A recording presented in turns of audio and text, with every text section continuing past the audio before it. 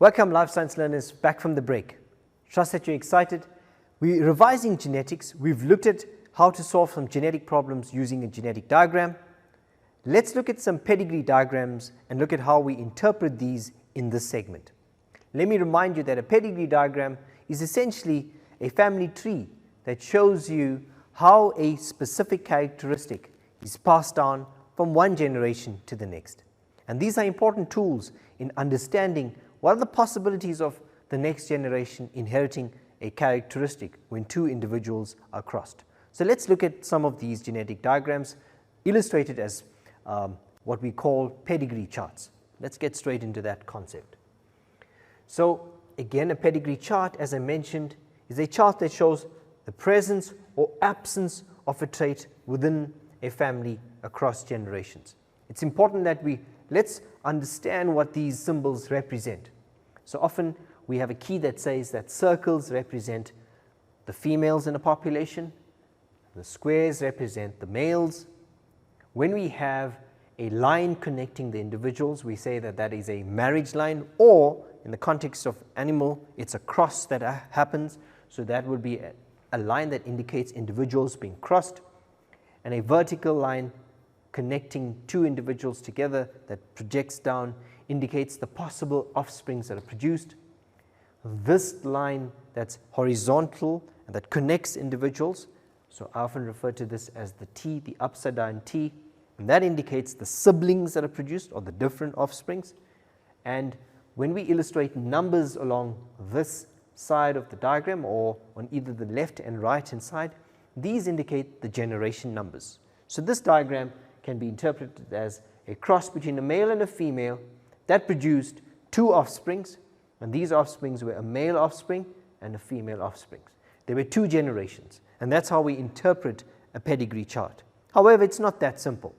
That was purely an indication of the symbols.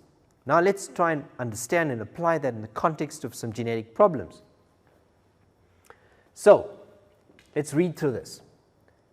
Study the family tree which shows the inheritance of a type of earlobes over 4 generations of a family.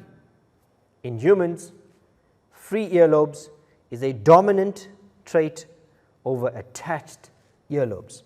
Now guys, I'm not too sure if you've ever noticed this, but when we look at our pinna, there are possibly 2 ways in which the pinna might be attached.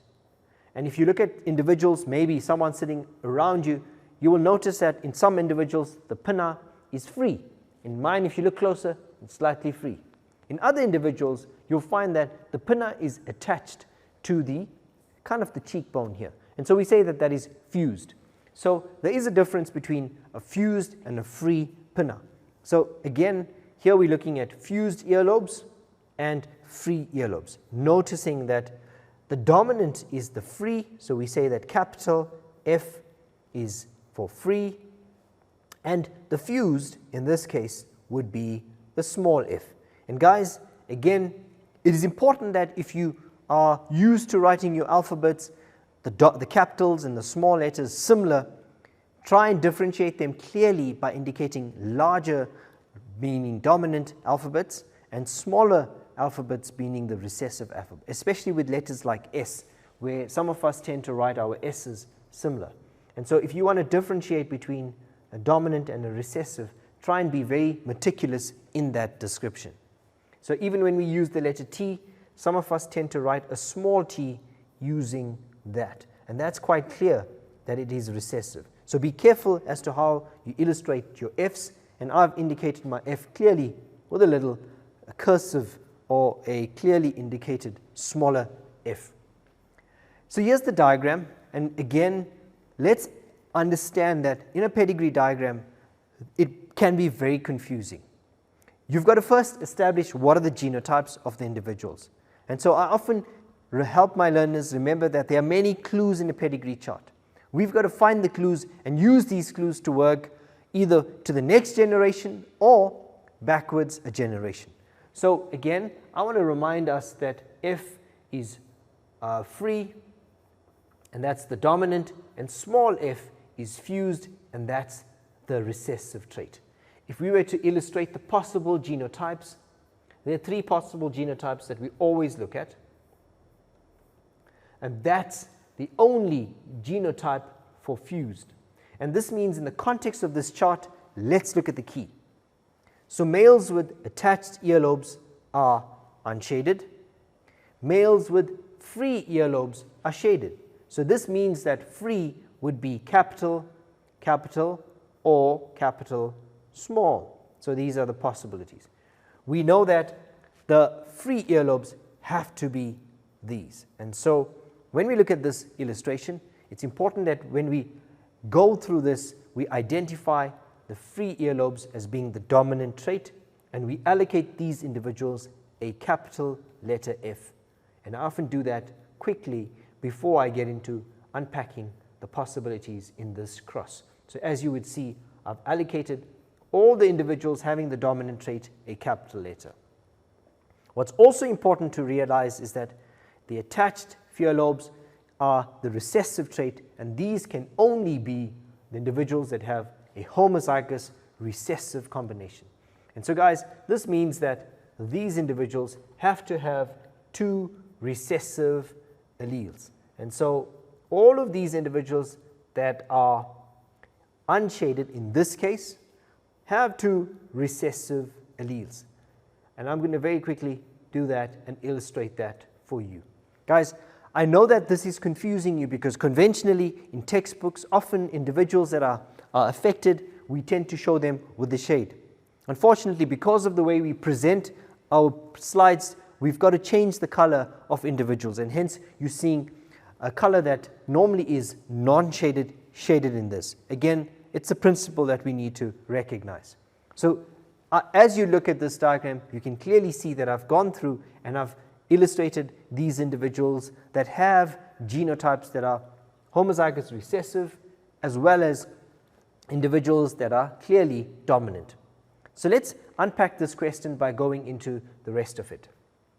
So the first part of this question is, how many members of the family have free earlobes? Guys, if we go and look at the chart that shows you free earlobes, it's all individuals that are shaded. And so essentially we've got to go and count the individuals. So it's 1, 2, 3, 4, 5, 6, 7, 8. So clearly the key helps us to determine which are the individuals that are free, and we have established that these are 8 individuals that have earlobes that are free. The next question would be, what proportion of offspring in the 4th generation are females with attached earlobes?